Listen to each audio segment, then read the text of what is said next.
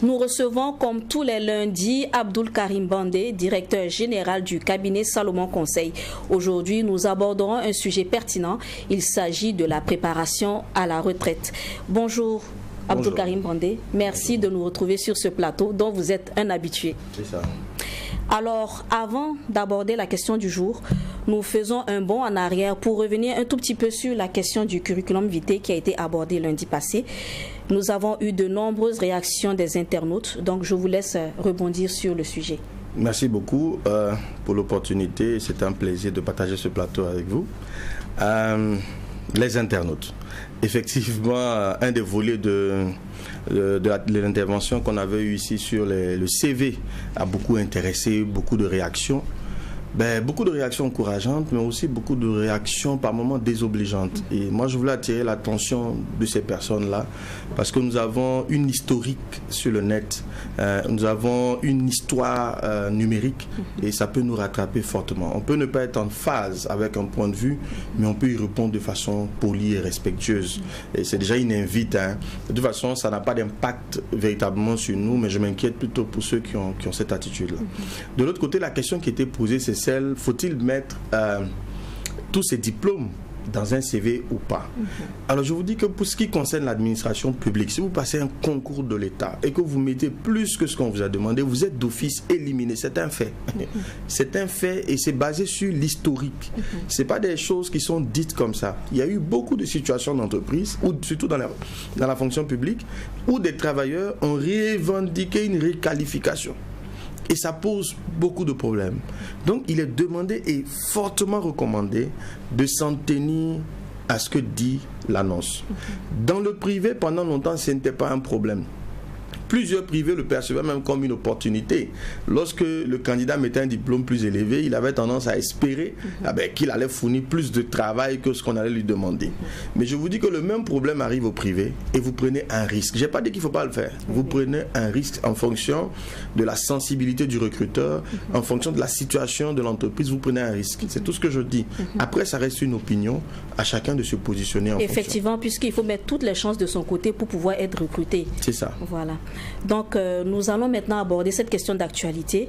Le ministre de l'Enseignement supérieur, Adima Chombiano, a annoncé des réformes, parmi lesquelles l'instauration des examens nationaux pour les étudiants des instituts et universités privées des niveaux licence, master et doctorat. En tant qu'acteur de l'enseignement supérieur, quel est votre regard sur cette nouvelle mesure? Alors, je vais m'exprimer ici en tant que directeur, en tant que citoyen, parce que j'appartiens à un groupe, donc le groupe Humanis, avec les variantes IST, Institut supérieur de technologie et UBS, et je ne peux pas parler au nom de mon groupe. Donc je parle en mon nom parce que je viens ici en tant que consultant. Exactement. Et en la matière, mon opinion personnelle, c'est que beaucoup de réformes, c'est très pertinent. Personne ne peut me remettre en cause la pertinence des réformes. Ce qui inquiète plus, c'est le caractère opératoire. Comment on met ça en œuvre? Parce que la mise en œuvre va avoir beaucoup de conséquences. Et on ne les maîtrise pas. Et pour moi, c'est vraiment d'inviter aussi bien les structures d'enseignement privées que nous sommes et l'État et le ministère à un dialogue permanent pour voir un peu l'impact de ces réformes-là sur l'enseignement supérieur privé et l'enseignement supérieur en général, parce qu'il y en aura.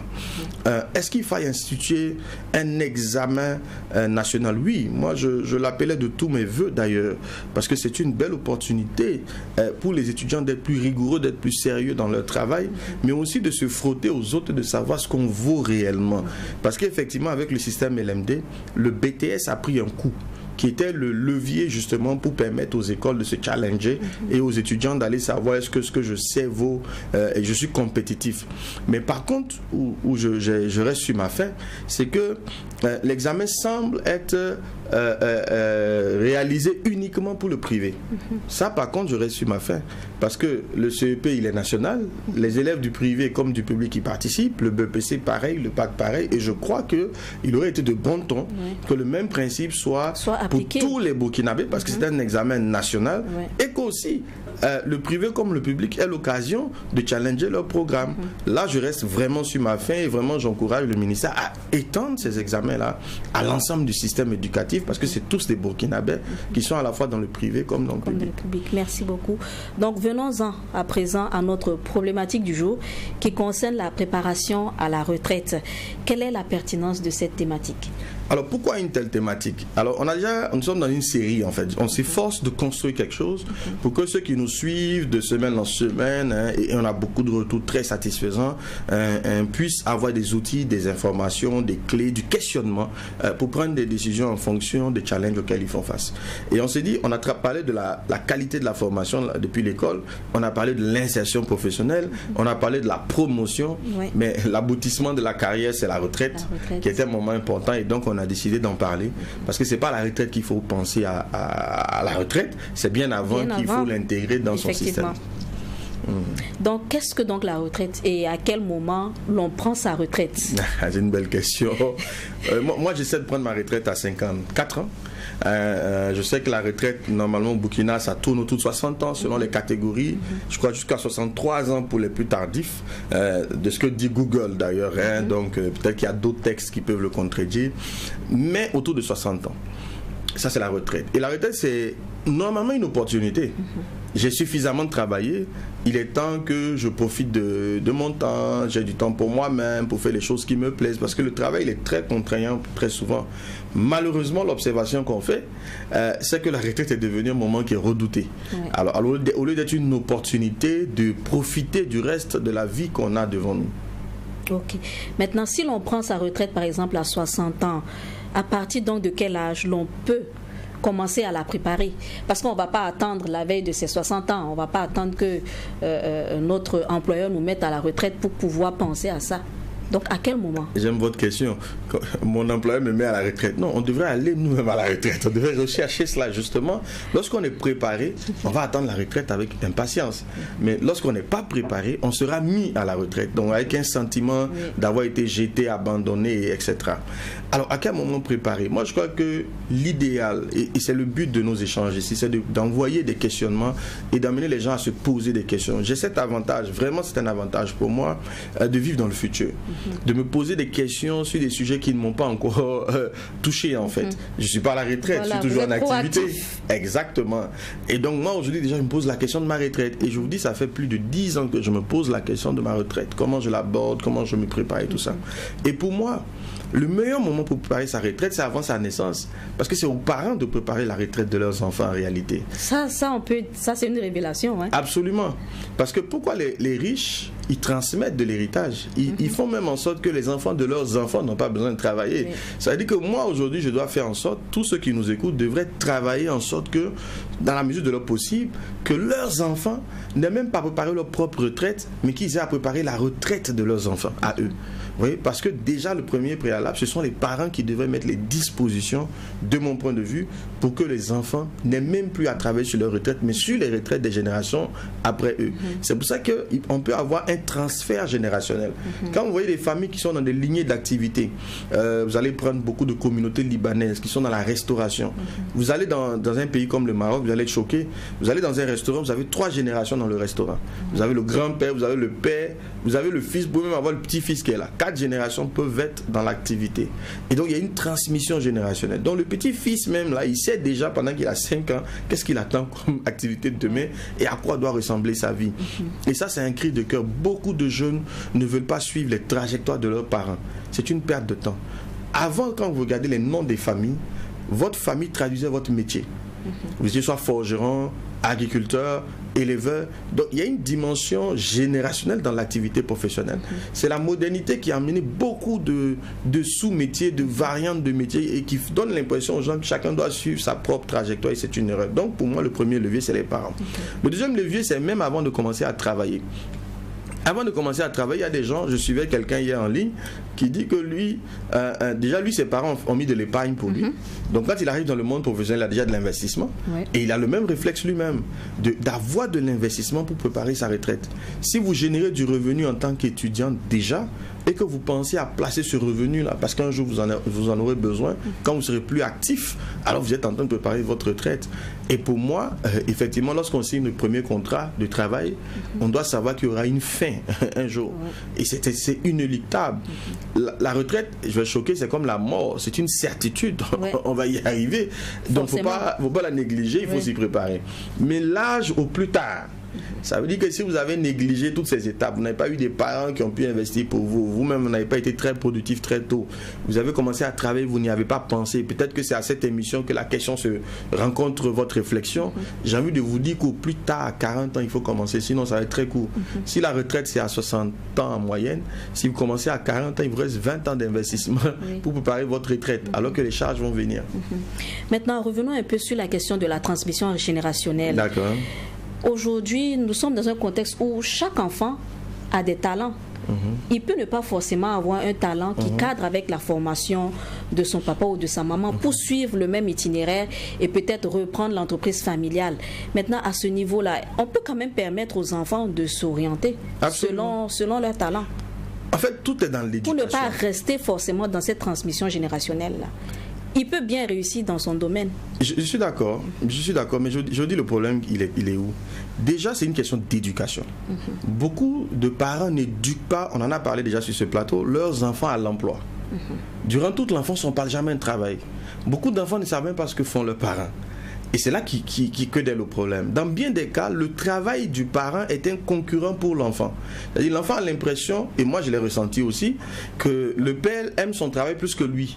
Donc le parent n'arrive pas à trouver l'équilibre entre le temps qu'il doit consacrer à son travail et le temps qu'il consacre à son enfant. Ce qui fait que l'enfant n'a même pas envie même d'explorer la possibilité un jour de faire le même métier que son père. C'est le premier problème. Le deuxième problème, j'entends des gens dire oui, j'aime ça, j'ai tel talent, mais comment tu le sais? C'est plein de chimères, c'est plein de rêveries en fait. La seule façon de savoir si tu es fait pour quelque chose, c'est de pratiquer cette chose. C'est pas de l'imaginer. Parce que très souvent, quand ils imaginent, ils vous disent moi j'ai envie de faire médecine, j'ai envie de faire tel métier, ils pensent plus à l'argent. Ils pensent plus à l'honneur qui est associé au métier. Mais ils ne mesurent pas toutes les conséquences de ce choix. Et quand ils y vont, ils sont très souvent déçus. J'en connais plein qui ont fait des métiers différents, qui sont revenus au métier de leur père. Surtout quand les pères sont entrepreneurs. Ils font autre chose. Mais à la fin, ils se rendent compte que attends, je gagne du temps ici. Troisièmement, quand vous êtes dans la lignée de votre père ou de votre mère, il y a un transfert d'expérience. Un père qui est financier, qui connaît tous les rouages de la finance, quand il a un fils financier, qui sait le prendre comme un mentor, mais il aura un avantage sur ceux de sa génération, parce qu'il a quelqu'un qui connaît tout ce qu'il ne faut pas faire et tout ce qu'il faut faire pour aller loin. Mais attends, c'est une perte de temps que de ne pas profiter de ça et d'aller souffrir. Voilà, maintenant si on a une certitude sur un appel, un don, un talent, tant mieux. Mais vous ne serez sûr que si vous pratiquez. Tant que vous n'avez pas pratiqué, c'est pure rêverie. D'accord, malgré les éclaircissements que vous donnez, la retraite semble un moment redouté pour plusieurs. Pourquoi selon vous? Alors pour moi d'abord parce que la retraite, quand elle n'est pas préparée, c'est une perte de revenus. Une sérieuse perte de revenus. Je crois que quand vous cotisez en moyenne 20 ans, vous allez vous retrouver avec 40% de votre revenu de départ. Si vous aviez 500 000 francs par mois, 40% de 500 000, ça fait environ, je crois, 200 000 que vous aurez chaque mois. Mais c'est un choc, premièrement. Deuxièmement, pendant la retraite, vos charges ont augmenté. Vous avez plus d'enfants. Et si ces enfants ne sont pas devenus autonomes, ils dépendent tous de vous. Et c'est un moment où il faut se poser la question du nombre d'enfants qu'on fait. Parce que là aussi, plusieurs n'y réfléchissent pas forcément. Je peux comprendre. Vous voyez, il y a la question de la destinée. À deux définitions. Mon père, par exemple, avait une perception fataliste de la destinée. Et beaucoup de parents qui font beaucoup d'enfants ont une perception fataliste de la destinée. Qu'est-ce que ça veut dire? Il estime que le succès d'un enfant dépend de Dieu. Et que qu'il l'éduque pas, qu'il lui paye des études ou pas, ce que Dieu aura décidé que cet enfant soit l'enfant le sera. C'est ce qui va arriver. Alors, il se dit alors je vais être malin. J'en fais beaucoup. Comme je ne sais pas parmi eux qui Dieu va choisir. Mais si j'en fais peu, je prends un risque. Si Dieu ne choisit aucun dedans pour en faire un homme important, je prends un risque. Le problème de ce mode de pensée, c'est qu'il déresponsabilise les parents. Et il n'a qu'à faire beaucoup en espérant que de tout ça, un s'en sorte. Mais il y a une autre façon de percevoir la destinée qui est une conception où la destinée est une activité entre Dieu et l'homme. Ça veut dire qu'il y a ce que tu fais et puis à ce que Dieu agrée. Et en ce moment, ça te rend responsable de dire, attention, je dois avoir un nombre d'enfants que je peux contrôler pour me donner toutes les chances de leur donner l'éducation qu'il faut pour qu'ils aient la vie qu'ils doivent avoir. Et moi, je suis de cette école, de ce mode de pensée qui dit, faisons des enfants qu'on est sûr de pouvoir accompagner. On n'a pas de garantie qu'ils vont réussir. Mais si on a l'accompagnement qu'il faut, et je crois que quand on regarde autour de nous, les enfants qui ont été bien accompagnés ont eu beaucoup de chances d'être autonomes. Donc quand vous êtes à la retraite et que vos enfants ne le sont pas, c'est un fardeau énorme. Vous avez votre propre santé qui va prendre un coup. Et enfin, vous devenez oisif. Moi, j'ai rencontré quelqu'un qui venait d'aller à la retraite il y a environ... Quand je le rencontrais, il venait d'être à la retraite il y a 2 mois. Il me dit qu'il peut se lever comme ça et puis il va au bureau. Il prend la route du bureau parce qu'il n'a rien à faire. Et le fait de rien avoir à faire, c'est une véritable pression. Et là, il faut penser à ce qu'on fera après la retraite. Ce n'est pas la fin de l'activité. Non, on doit continuer à générer, à avoir de l'activité, mais autrement. Donc voilà un peu des choses qui, à mon avis, génèrent du stress et de l'angoisse chez ceux qui doivent y aller. Okay. La question qu'on peut aussi se poser, c'est de savoir si la bonne préparation à la retraite ne dépend pas du revenu que l'on a pendant sa carrière. Pas forcément. Parce qu'en réalité, après, c'est le contentement. Si vous aviez 100 000 durant toute votre carrière, que vous avez su vivre avec 100 000, mais logiquement, vous devrez pouvoir vivre avec la part de retraite qui vous revient, surtout en fonction des investissements que vous avez faits. C'est vrai que celui qui a gagné beaucoup d'argent a beaucoup plus de chances de mettre des dispositifs financiers, des placements qui puissent lui permettre d'avoir une autonomie plus importante. Mais tout le monde peut le faire. La vraie clé pour préparer sa retraite, c'est d'être capable de penser de manière téléologique ou eschatologique. Ça veut dire quoi? La théologie, l'eschatologie, c'est la science qui étudie la fin des temps. Et en réalité, la vie commence par la fin. La meilleure façon de vivre votre vie sur Terre, c'est de concevoir votre fin. Mais la plupart des gens ne savent pas s'inviter dans la fin. Ils vivent au passé, au présent. Ils ont du mal à vivre dans le futur. Il faut aller dans votre futur. Il faut aller dans votre futur, il faut le designer. C'est pour ça que vous pourrez l'accomplir. Un futur qui n'a pas été designé, pensé, imaginé, ne peut pas s'accomplir. Sankara même l'a dit. Tout ce qui est imaginable par l'homme est réalisable par l'homme. Donc le premier levier, c'est d'aller au jour de sa retraite, de définir le genre de retraite qu'on veut avoir et de se dire maintenant, qu'est-ce que je fais là aujourd'hui pour que ma retraite ressemble à ce que j'ai défini. Effectivement. Est-ce que faire tôt ses enfants, investir en eux afin de les rendre autonomes n'est pas là un levier important de préparation à sa retraite? Absolument. Si vous êtes trop occupé et vous oubliez de vous occuper de vos enfants, et vous travaillez, c'est vrai, vous gagnez de l'argent. La farce autour de la productivité ou de comment on appelle ça, quand on est jeune et qu'on a de l'énergie, c'est qu'on pense qu'on est riche. Parce qu'on peut se lever tous les matins et aller travailler. C'est pour ça que vous pouvez voir des gens, quand ils sont à la retraite, c'est scandaleux. On dit, mais il avait une belle carrière et puis du jour au lendemain, il n'a plus rien. Oui, mais parce que justement, avoir 1 million, 2 millions, je vais pour des salaires élevés au Burkina, c'est pas de la richesse en fait. Parce que c'est toujours lié à vous. Le jour où vous arrêtez de travailler, même si on vous donne 100 millions, si vous ne faites pas attention, en moins de 3 ans, vous n'aurez plus rien. Parce que ça part. Ce qui fait que vous avez toujours de l'argent, c'est parce que vous en produisez toujours. Ce n'est pas parce que vous en gagnez. Vous voyez? Alors que beaucoup, malheureusement, ne se rendent pas compte de ça. Ils travaillent tout le temps. Alors que l'une des charges les plus élevées de votre vie seront vos enfants. S'ils sont autonomes, vous aurez la paix. S'ils ne le sont pas, c'est une charge toute votre vie. Et en plus, ils ne seront pas que, ils vont faire des enfants qui vont venir vous ajouter. Donc vous allez voir un monsieur qui est à la retraite, qui doit subir le poids de ses propres enfants et des enfants que ses enfants ont générés avec sa pension. Mais comment il fait ça, le monsieur? Ça sera difficile. Donc investissons justement dans l'éducation de nos enfants pour les rendre le plus rapidement possible autonomes et qu'ils n'aient pas besoin de dépendre de nous. Pas forcément, beaucoup de nos parents aimaient dire, il faut que tu réussisses pour t'occuper de moi. Non, je ne crois pas que ce soit le but. Le but ne doit pas que ton enfant s'occupe de toi. S'il le fait, tant mieux. Le but doit être surtout que l'enfant n'ait plus besoin de toi, qu'il soit autonome pour bâtir à son tour sa propre famille. C'est justement cette mentalité-là qui est récurrente en Afrique. L'enfant doit pouvoir être autonome pour venir s'occuper de ses parents et même de ses petits frères. Voilà, parce qu'on estime qu'à un moment donné, il faudrait bien qu'ils prennent la relève. Maintenant, est-ce qu'il y a un lien? Vous l'avez abordé sensiblement tout à l'heure, le lien entre la bonne santé et la préparation à la retraite. Absolument. Parce que une des plus grandes craintes d'un retraité, vous savez, on nous a beaucoup menti. Quand vous n'avez pas encore 40 ans, vous ne pouvez pas comprendre de quoi je parle. Oui. Quand vous passez la barre de 40 ans, vos yeux s'ouvrent. Vous réalisez que, mais attends, les gars, beaucoup de on dit jeune, voilà un mot à problème que je déteste. Oui.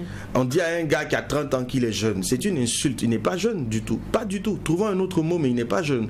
La jeunesse doit s'arrêter à 18 ans, 20 ans. Parce que dans ce mot-là, il y a un fond péjoratif. qui dit tu es irresponsable, tu es insoucieux. Et donc, du coup, les gens pensent qu'ils ont le temps encore de se permettre d'être irresponsables et insoucieux. Alors qu'en réalité, 40 ans, c'est la cloche là. Pour vivre 80 ans, c'est un miracle. La plupart des gens n'atteignent pas 80 ans. L'espérance de vie en Afrique est autour de 56 ans. Donc, ça veut dire que quand vous avez 40 ans, là, au fond, il vous reste 16 ans à vivre. Mais comment on peut dire à ce gars qui a théoriquement 16 ans à vivre qu'il est jeune? Non. Donc, du coup, si vous n'investissez pas assez aussi dans votre santé pendant qu'il est temps, en faisant du sport, en mangeant sainement, en vous reposant. Moi, je vois des gens qui disent non, j'ai besoin de 2 heures de sommeil par jour, mais c'est faux. Ça, si tu le penses, parce que pour le moment, tu n'as pas encore l'âge de ressentir la pression. Mais quand tu fais ça, et ta retraite, elle devient très compliquée. Parce que justement, tu t'es pas reposé suffisamment. Donc attention, il faut investir maintenant dans sa santé pour qu'à la retraite, on ait beaucoup d'années de qualité. Qu'on ne soit pas... Vous voyez, beaucoup se retrouvent comment? Impotents. 100 personnes ne peuvent rien faire. Et puis à la fin, le mec, toute son espérance, c'est de mourir. Parce que là, pour toute chose, il faut que quelqu'un vienne l'assister. Il ne peut pas se déplacer tout seul. Il ne peut même pas se nourrir tout seul. Mais c'est un problème. Mais ça, c'est l'une des conséquences. C'est vraiment le fait de ne pas avoir pris soin de sa santé. Donc pour moi, préparer sa retraite, c'est vraiment travailler à prendre soin de sa santé. Je suis un mauvais exemple moi-même. Hein. Quand je parle, là, j'ai des séquelles, j'ai des séquelles sérieuses du fait d'être allé trop fort. Et là, j'ai dit attention aux gens, corrigez un peu vos trajectoires. Le tout n'est pas d'avoir beaucoup d'argent, mais c'est d'avoir de l'argent longtemps, c'est de pouvoir prendre soin de soi longtemps. Effectivement. Revenons un peu sur la différence sur comment générer du revenu. Parce que vous avez dit tantôt qu'il y a des retraités, et effectivement, nous les rencontrons tous les jours. Une fois qu'ils sont à la retraite, ils n'ont plus rien à faire, ils s'ennuient à longueur de journée. Maintenant, comment est-ce qu'ils peuvent combler ce vide-là et en même temps générer un revenu, parce qu'en même temps, leur pension, c'est leur salaire qui est divisé au moins par 3 ou 4. Voilà, donc le revenu est réduit. Ils sont entre griffes inactifs. Comment arriver à combler ce vide-là, pouvoir être actif et en même temps pouvoir générer un petit revenu? Alors déjà, pour l'activité après la retraite, moi, ma mère m'a dit un jour qu'elle a une amie, elle vit en Italie, ma mère, qui vient la voir. Moi, ça m'a marqué. Elle dit que cette dame-là, c'est une Italienne. Tous les mercredis, je pense, à la même heure, la dame sonne à sa porte. Et j'ai compris que la dame a conçu des routines. Et pour moi, le problème de la retraite, c'est que si vous ne développez pas des routines avant votre retraite, vous aurez beaucoup de problèmes. Parce que notre routine quotidienne, c'est de se lever tous les jours à 6 heures, se préparer, passer 8 heures au travail, puis on rentre à la maison.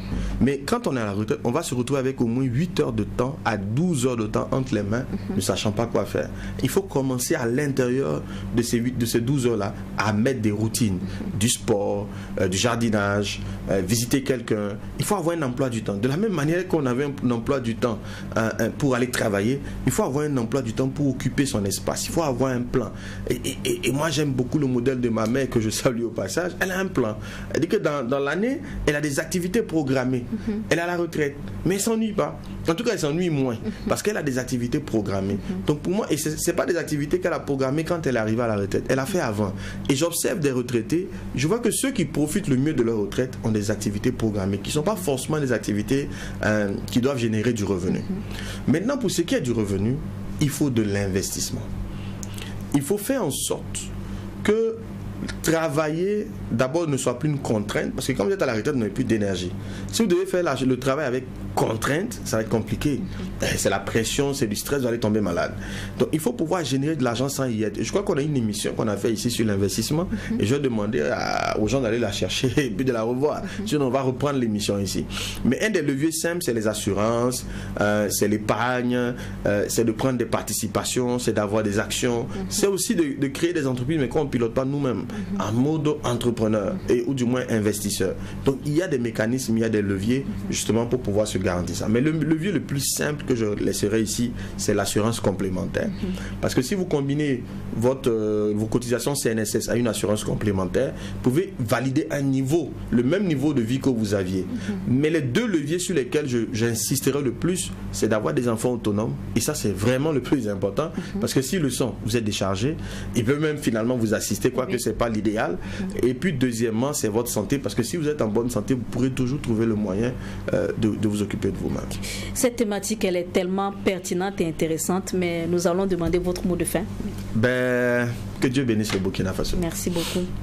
C'est sur ce mot de fin que nous refermons les portes de cet entretien. Merci M. Bandé pour tous les éclaircissements. À lundi prochain, pour une autre thématique. Merci. Chers téléspectateurs et auditeurs de Truy TV et Watt FM, nous clôturons du même coup cette émission qui vous apporte l'information juste à la bonne heure. En attendant de nous retrouver demain pour un nouveau numéro, je vous souhaite de passer une fructueuse journée en compagnie de nos programmes. Au revoir.